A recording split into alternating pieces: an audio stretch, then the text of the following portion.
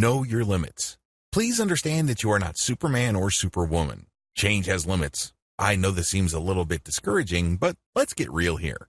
I understand that you want to accept yourself. You want to live a more fulfilled life. However, change has limits.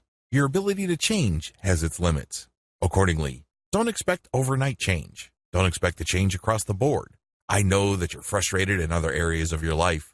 There are probably at least 2 other spots that you'd like to change, but you're not Superman or Superwoman. You can't fix all of these all at once. Instead, you need to focus on the here and now and work towards the future. A little bit of consistency is way better than a tremendous amount of energy followed by a whole lot of nothing. Focus on what you can control. Focus on what you have available to you.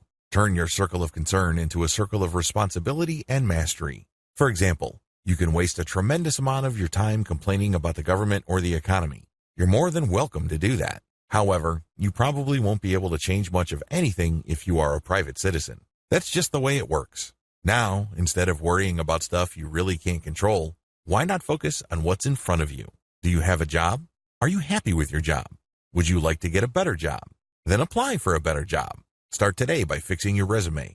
Go to job fairs. Get some resume counseling or interview skills training. Again, focus on what's in front of you and on what you can control. Similarly, if you already have a job and you would like to get paid more, focus on your productivity. Can you improve it? Can you produce more? Can you increase the quality of your work? Can you be more consistent?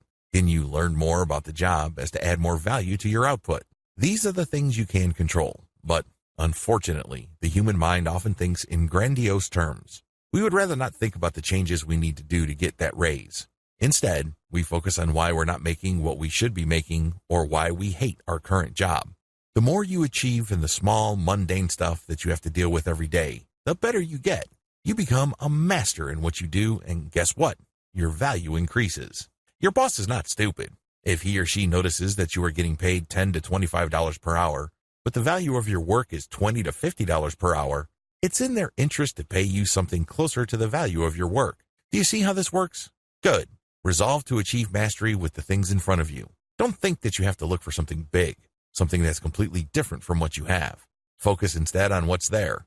In other words, stop defining yourself with what you should be doing. Instead, limit yourself to the things you must do day after day, week after week, and month after month. Focus on this. Get better at them. Become more efficient. Get help. Increase the quality of your output. Create systems. Automate. Scale them up. Eventually, you can turn things that you think you should do into things that you must do every day. In other words, the things that seem to be so out there eventually make it into your life because you have developed competence, which is the fountainhead of real self-confidence. Again, competence leads to real self-confidence.